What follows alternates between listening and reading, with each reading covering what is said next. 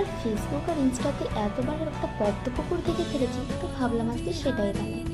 তো কিছুই না, প্রথমে সরাটাকে শিরিষ পাতা দিয়ে ভালো করে ঘষে নিয়েছি যাতে সেটা মসৃণ হয়। তারপরে বাড়িতে থাকা খড়ি মাটি, যেহেতু আমার সাদা রঙ ছিল না, তাই সেটাকে গুঁড়ো করে সেটাকে দিয়ে প্রথমে সাদা রঙটা করে নিই। সাদা রঙটা শুকিয়ে গেলে তার উপর ভালো করে নীল রঙ করে দিই যাতে সেটা পুকুরের মতো নীল কালার বোঝা যায়।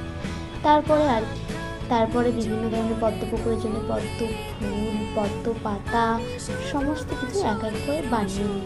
এগুলো বানানো খুবই সহজ, সবাই তোমরা বানাতে পারো।